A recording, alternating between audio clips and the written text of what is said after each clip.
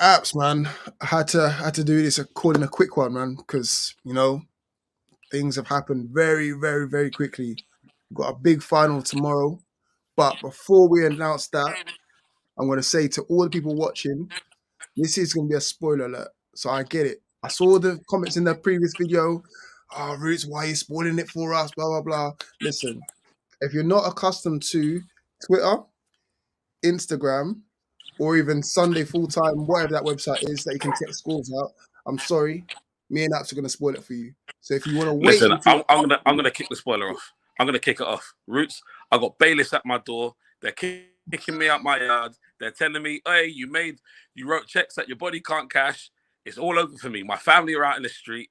Listen, it happens sometimes. That's how it goes, and it gets like that. But in a one-game shootout, listen, I'll put my house, my car, and my kids on Dons to win it. Not that I'm gonna do that in this time, but I'm just saying, in a one-game shootout, if there's any team or any club I was going to bet all of that on, it would be the SE Dons. So, boy. I tried to pre-warn you, man.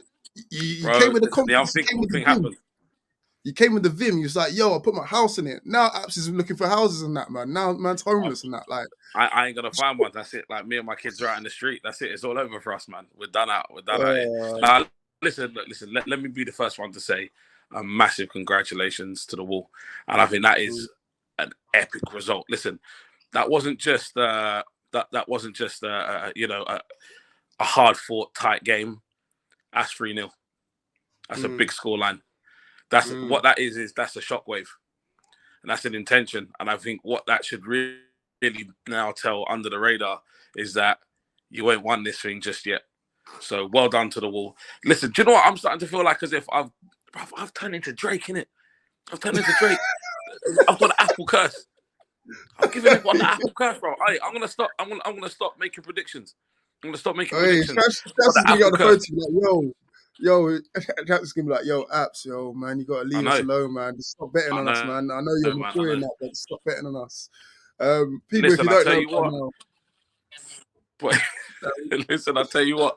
From now on, whoever I want to win, I'm gonna start wishing good on the opposition. That's it. Start wishing good on them. So, boy, that reverse we'll just leave it at that.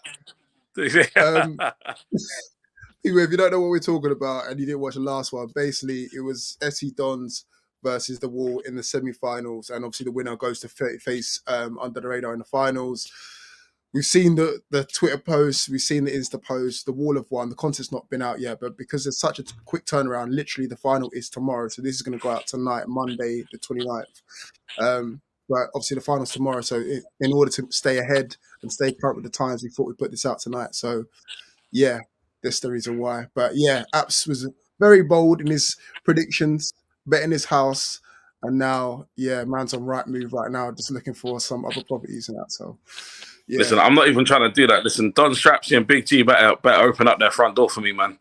Them not better. Just give me some spare rooms. Give me a space on the sofa to crash because it's looking peak for us right now, man.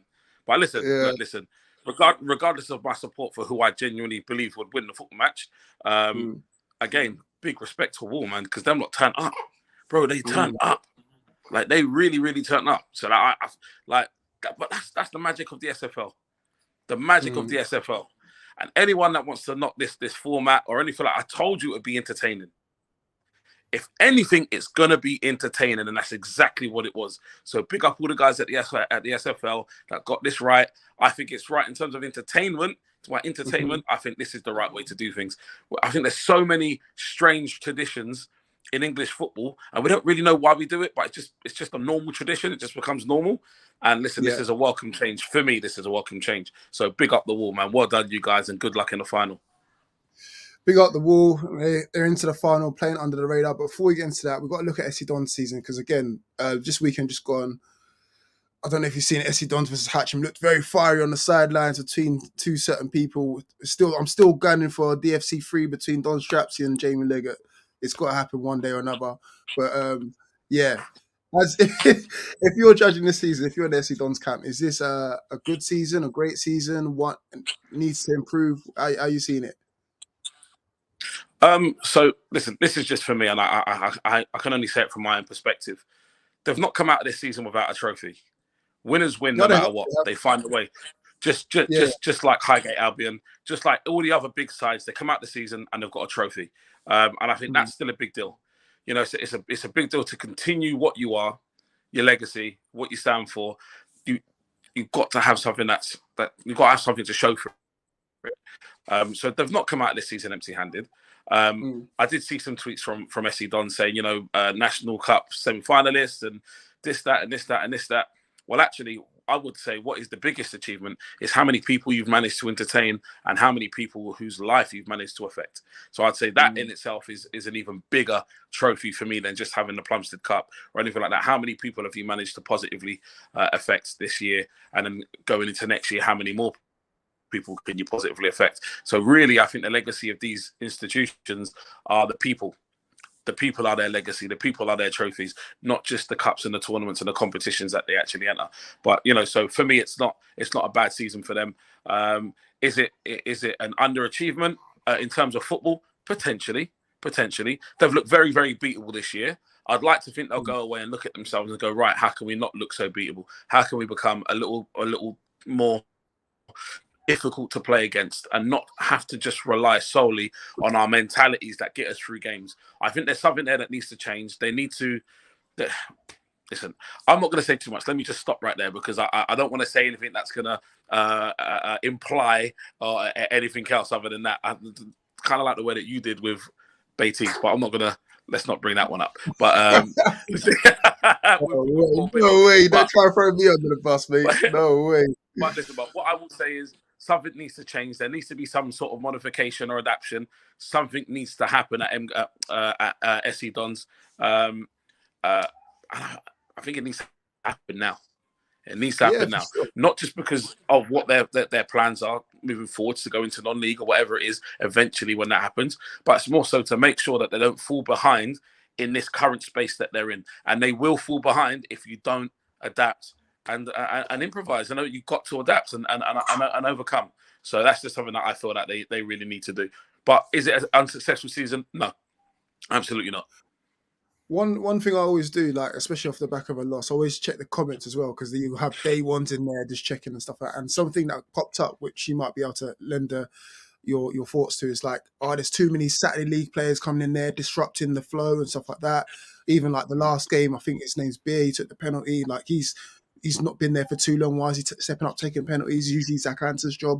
So is that a case of just like disrupting the harmony? Yes, you can get all of these Saturday League ballers who play at step 3, step 4, and the rest of it, but SC Dons was started off as a family club. Still is, still is to an extent. But when you're bringing all these other players in, it's kind of disrupting the harmony, don't you think? No, I don't think so. I think that's down to the people that run the team. In all honesty, we can't say whether or not if it really disrupts the harmony or not. We can only say what we see from the outside looking in. All I know from the outside looking in is that they've looked very, very beatable this year. They look like a team that don't play that don't play with a system, that don't play with any kind of structure. I would say they play with a purpose. They certainly play with a purpose because I think SC Dons have got a bigger purpose than anybody else. But that's a personal purpose. That's purposes for individuals. And unfortunately, however we want to see football, yes, individuals make up a team. But on any given day, if your team doesn't function in an efficient way, then you're going to get beat.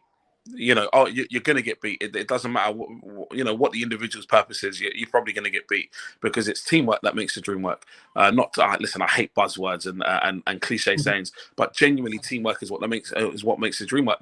There are 11 footballers on that pitch, and there's a big team of people on the side of the pitch, and everything has to come together.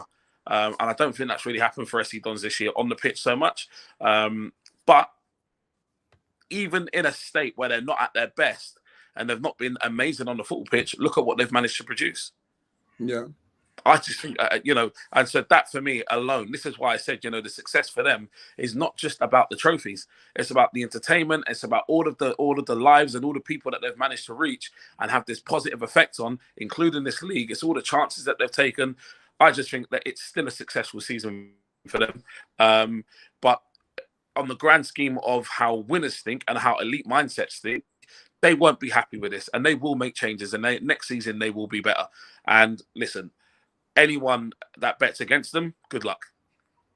Yeah, true, true. I even seen a big change that was made in the previous game against Hatcham. Half very well. Yeah, yeah, of Hollywood Half course. came in front of Big G. That's a big statement, man, to drop your skipper. It is. You know, It is. so Well, listen.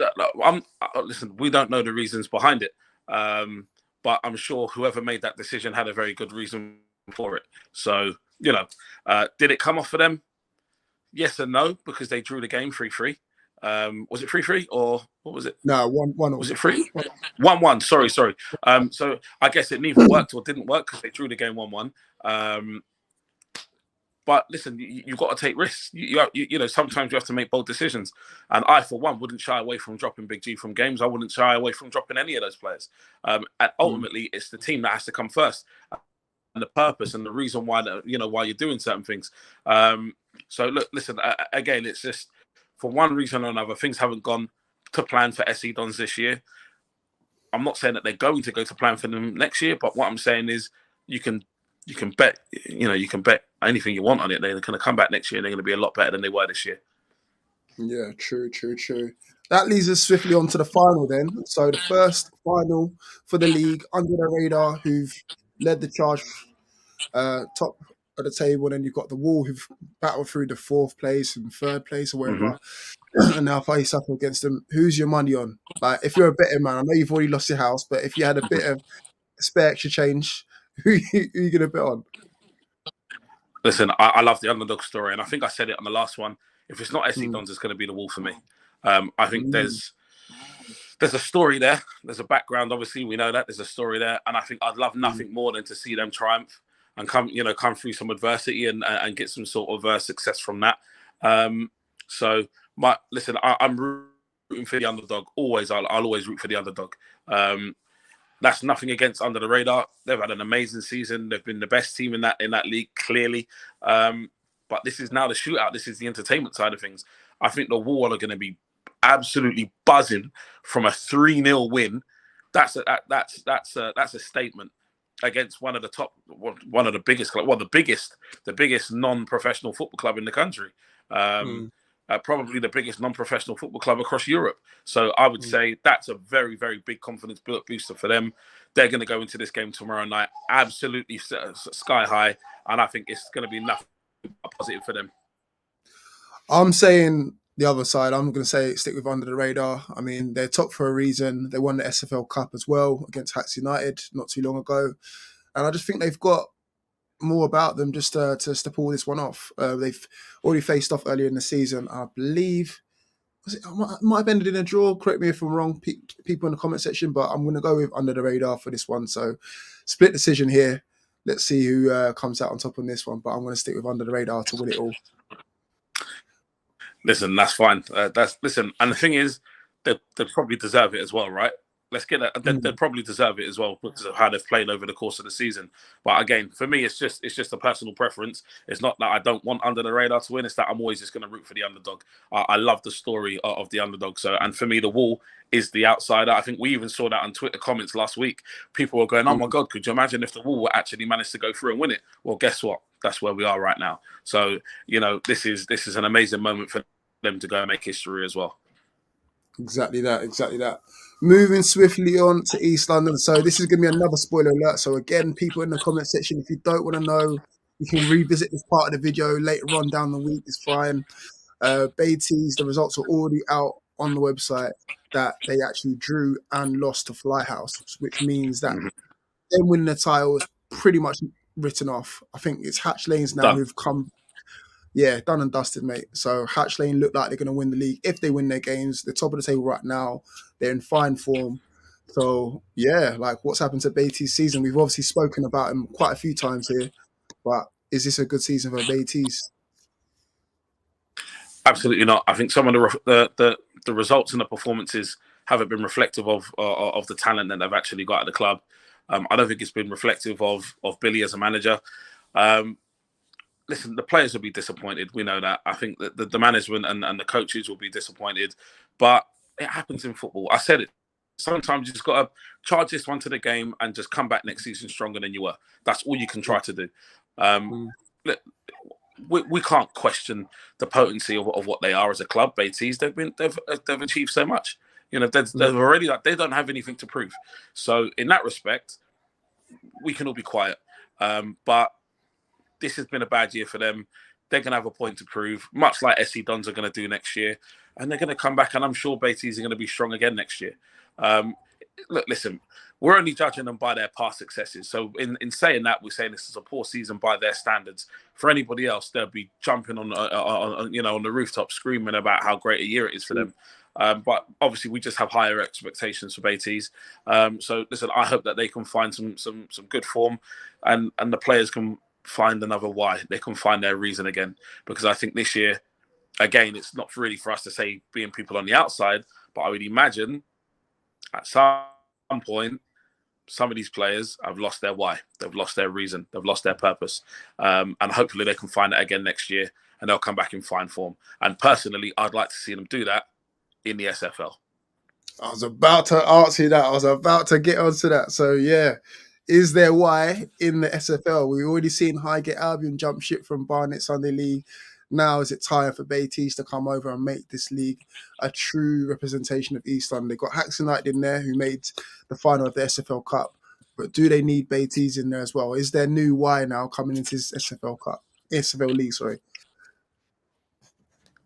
If they want to build on what's happened this year and they want to become better again, they want to refine their purpose as a club, they must make that change. Irrespective of winning this league or not, they must make that change. The players themselves need something else to aspire to. They need something else to attain. They need some other type of motivation. I think everybody needs that. Everybody gets to that point in their life at some point where, you know, the average normal thing that you do on a day-to-day basis becomes really mundane and monotonous. I think you need to push yourself and try to achieve more. And I think Baiteze is definitely their time to do that. Exactly that. And I for sure would love to see them in there as well. I think, you know, as good as the league that they're in is right now, for me, like, the fan in me wants to see these games. I want to see an SC Dons versus Baiteze. I want to see Baiteze versus the Wall and Under the Radar more often. And the fact that we can only look forward to the Cups for that to happen, it's not enough for me. So the fan in me wants to see it more often. And for that to happen, they're going to have to join this league eventually. If it's next season or if it's the season afterwards, they have to join that league. And that's the way things are heading right now. So Baiteze, if you're watching, if you're listening, you've got to make that jump, guys. You've got to make that jump. Con, you know it makes sense. If you want to be the best, you've got to beat the best. And it's as simple as that. Exactly that. But again, just want to shout out to the guys at Baiteze. And again, they've had a positive season in terms of finding new young gems. Yasin, this player, absolute baller. So again, found a couple young gems to kind of replace the old lot. And I also want to shout out to Brook Athletic as well in the same league, who've done the double this season. So shout out to the guys at Brook Athletic as well. But that's it from us. And you'll see us next time round. Hopefully, we will be talking about the eventual winner of the SFL League. And then we'll see who's right or wrong, whether it be me or Apps. Most probably me, anyway. Listen, I'm 0 for 2 right now. So let's see what happens. Hashtag get Apps a house.